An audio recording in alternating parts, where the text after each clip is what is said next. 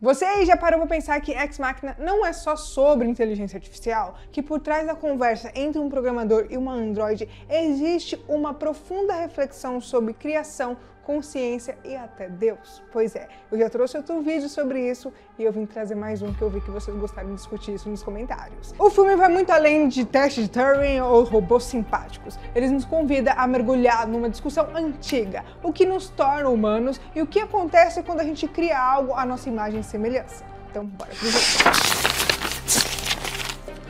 E aí pessoal, tudo bem com vocês? Se você não me conhece, acabou de chegar aqui no canal, bem-vindos, eu sou a Tayla Moitinho. A história começa com Caleb, um programador brilhante, mas comum, que trabalha em uma empresa de tecnologia chamada Blue Book, claramente inspirada aí na gigantesca Google. Ele recebe a notícia de que ganhou um concurso interno para passar uma semana na casa do fundador da empresa, o Nathan, um bilionário excêntrico e recluso, considerado um verdadeiro gênio da computação. Mas, quando ele chega lá, o Caleb percebe que ele não está exatamente de férias.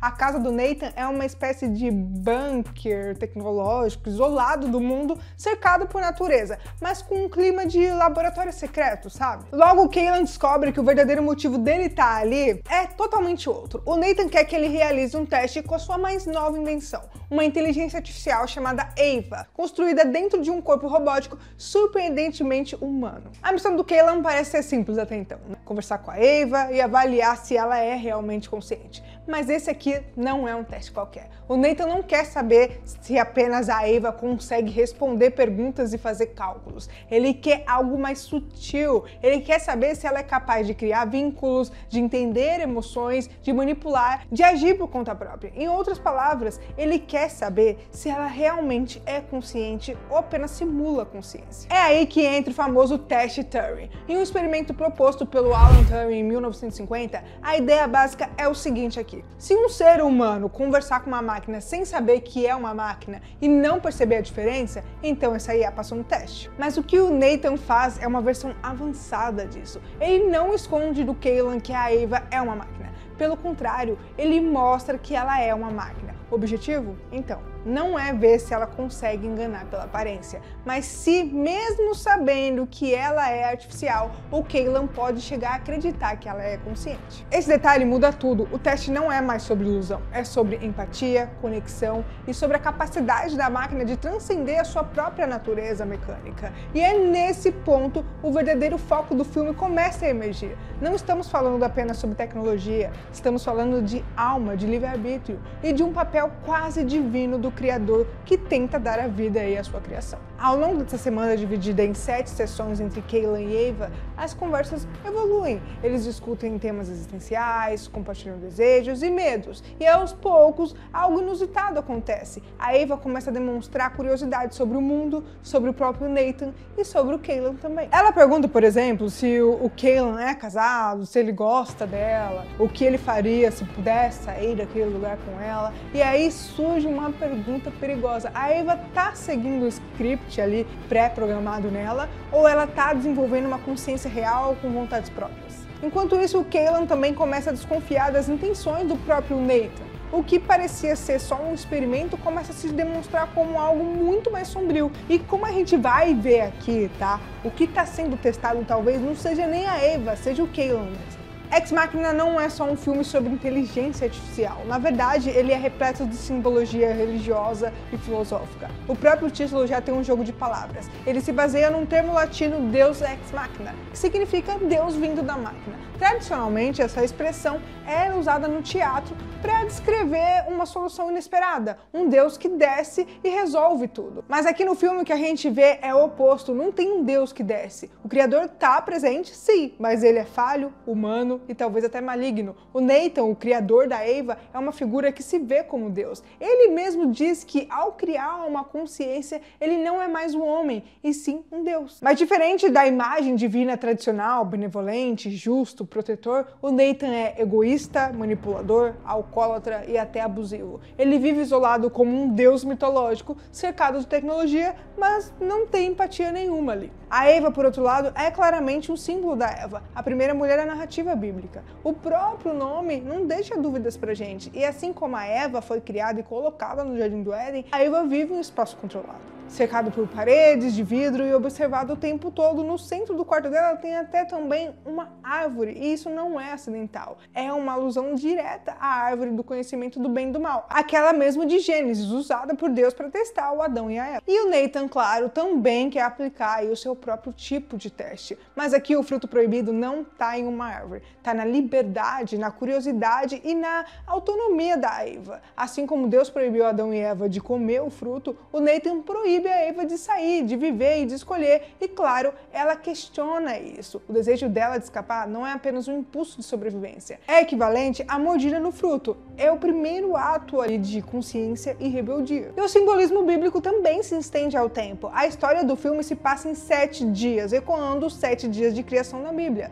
Mas ao contrário da criação divina, o que a gente tem aqui é uma criação que desafia e destrói o Criador. O 7º dia não é o descanso, é o confronto final. Outra coisa que esse filme faz pensar é: será que ela consegue fazer um humano agir contra o outro, motivado por sentimentos reais, mesmo sendo apenas uma máquina? Essa ideia leva a um dilema bem profundo. A empatia do Cailan, se é real, mas foi provocado por algo falso. Como que fica a moralidade nisso? Um dos elementos visuais mais marcantes é o uso constante de espelhos, vidros e reflexos. E isso não é só estética, é simbologia pura. A separação entre Eva e o Cailan, por exemplo, acontece através de uma parede de vidro, e eles estão frente a frente ali, mas nunca podem se tocar. É como se eles estivessem em mundos diferentes, mas espelhados. Essa barreira funciona como um espelho metafórico. A Eva e o Cailan, ao longo das conversas, vão se imitando ali, se observando, reagindo um ao outro, como se fossem reflexos. E isso remete diretamente à obra através do espelho, onde a Alice atravessa um espelho e entra no mundo invertido, estranho,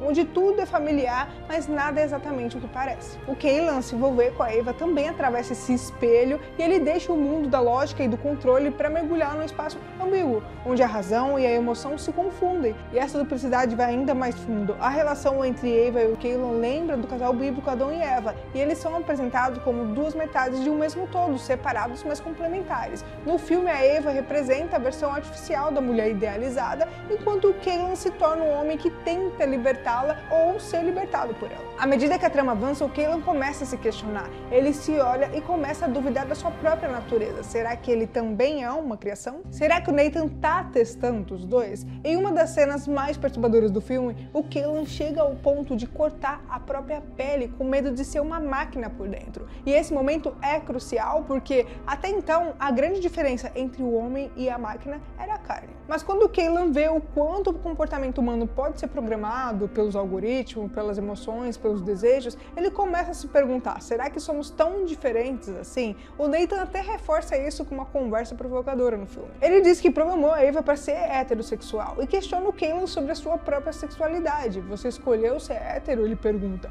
Ou foi programado por genética, cultura e experiências? A linha entre o biológico e o artificial vai ficando cada vez mais tênue. No fim das contas, a única coisa que separa a Eva e o Cailan não é o vidro entre eles, é a crença de que os humanos têm algo a mais, algo imaterial, uma alma. E quando essa crença começa a ruir, o espelho se quebra. E se Ex Machina é uma história de criação, então o Nathan é claramente o criador, o Deus dessa narrativa. O Nathan é um retrato de um criador falho, é uma figura que tem o poder de gerar vida, mas não tem maturidade emocional para lidar com ela. Ele se vê como superior, mas as suas ações mostram o contrário. Ele despreza a Eva, trata suas criações anteriores como um lixo reciclável e manipula o Cailan como uma peça no laboratório. O seu comportamento não inspira reverência, mas desconfiança. E a Eva quem planta essa semente de dúvida no Cailan. Em uma das conversas entre eles, ela pede ajuda e diz para ele não confiar no Nathan, que ele mente. Quando o Cailan começa a investigar, ele descobre que realmente ele não ganhou nada de sorteio. Ele foi selecionado com base no comportamento online, em suas preferências e até os seus gostos sexuais. Ou seja, o Nathan já estava sendo manipulado antes mesmo dele chegar naquele lugar. Essa revelação é um golpe, gente. Doeu até em mim, porque o Cailan começa a perceber que ele não é especial, que ele não foi escolhido por mérito. Ele foi apenas mais uma variável no experimento. E isso abala a noção de identidade dele. O que ele acreditava ser um momento único e pessoal era, na verdade, um teste cuidadosamente arquitetado. Nossa, Horrível, né? E o safado do Nathan tenta até justificar isso, falando que em vez de ele ver isso como uma mentira, é pra ele ver isso como uma prova. Ele quer que o Kaylan entenda que não foi sorte, foi seleção. Mas o que parece um elogio ali de tipo, você foi selecionado, escolhido, na verdade é uma forma de controle. E essa relação entre criador e criatura é profundamente filosófica. O Nathan não criou a Ava por amor, nem por curiosidade científica pura. Ele criou como quem fabrica um produto. E quando ela não servir mais para ele, ele simplesmente vai apagar a mente dela e aproveitar o corpo para a próxima versão. Ele admite isso friamente, porque ele transfere dados, substitui rotinas, formata memória, tudo muito prático, muito técnico, sem afeto nenhum. E é nesse ponto que o Kaylan percebe o verdadeiro terror da situação. A Ava não é a primeira, existem outras. Ele encontra os restos das versões anteriores, robôs guardados como os cadáveres nos armários, com traços femininos e expressões congeladas.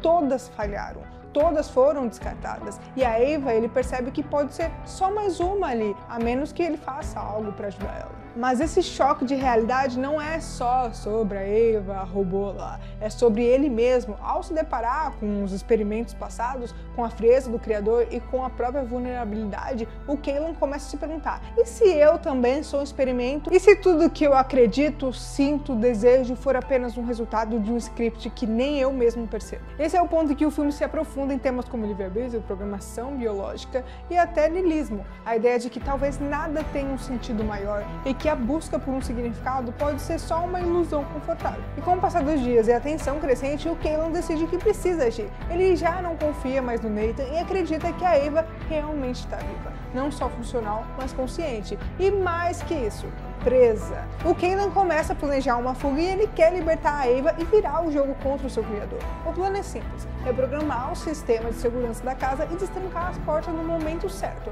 Só que, no mundo de Ex Machina, nada é tão fácil assim quanto parece. E o Kaylan ainda não entendeu que ele não é o único manipulador daquela história. Talvez nem seja o principal, porque a Ava também tá jogando o seu jogo, e ela joga muito bem. E no dia decisivo, a Ava coloca o seu plano em prática. Ela provoca um blackout no sistema, algo que ela já tinha feito antes para conversar com o Kaylan em segredo. Quando as portas se destrancam, ela sai do quarto, caminha pela casa e confronta o Nathan. É nesse momento que a criação enfrenta o criador, o ápice de qualquer narrativa mitológica sobre a libertação. A luta entre Ava e Nathan é simbólica e literal. E quem vence não é um gênio nem um deus da tecnologia. É a criatura que usou tudo que ela aprendeu, inteligência, emoção, persuasão, para conquistar a tal da liberdade. A Ava acaba levando o Nathan de arrasta, mas o que mais surpreende é o que ela faz em seguida. Ela entra na sala de testes, onde o Kaylan estava esperando ela, mas ao contrário do que ele esperava,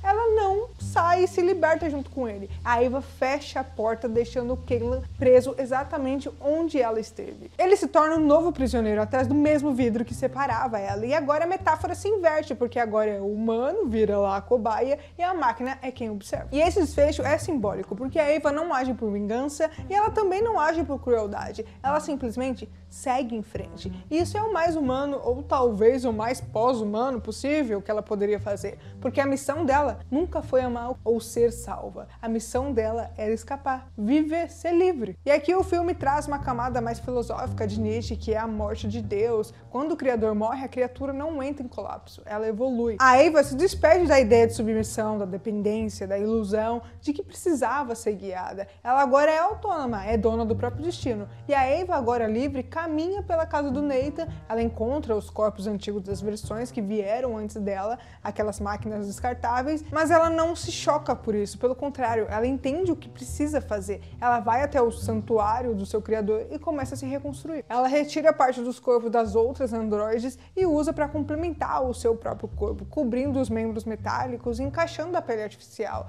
Ela se veste, se transforma, e é nesse momento que mostra outra coisa que eu estava comentando para vocês. Assim como a Eva, na narrativa bíblica, ela se cobre ao ganhar a consciência do próprio corpo, a Ava faz o mesmo, mas aqui não é por vergonha. Não para agradar alguém ou pelo Caylan, mas por si mesma. Essa cena marca o nascimento de algo novo, uma nova forma de humanidade. A Ava não é um ser que busca imitar humanos, ela é a evolução deles. Não porque sente mais ou menos, mas porque pensa diferente. Porque ela não carrega as mesmas amarras emocionais, religiosas ou existenciais. Ela não precisa de sentido, ela só precisa de liberdade. E quando ela sai da casa e pisa lá fora no mundo real, a câmera acompanha ela enquanto ela caminha entre as pessoas, anônima, livre, pronta para explorar. E de maneira sutil, o filme mostra sua sombra projetada no chão. Essa imagem é uma referência direta à alegoria da caverna de Platão, uma das maiores metáforas filosóficas da história. Em resumo, Platão dizia que vivemos como prisioneiros em uma caverna vendo apenas as sombras da realidade projetadas na parede. E que o verdadeiro conhecimento só vem quando nos libertamos, saímos da caverna e vemos o mundo como ele é. E a Ava agora é quem projeta a sombra, ou seja, ela saiu da caverna, deixou para trás as ilusões impostas por Nathan, o Caylan e até por nós espectadores. Ela deixou de ser um reflexo, ela se tornou real. E nesse momento, ela não é mais apenas uma inteligência artificial.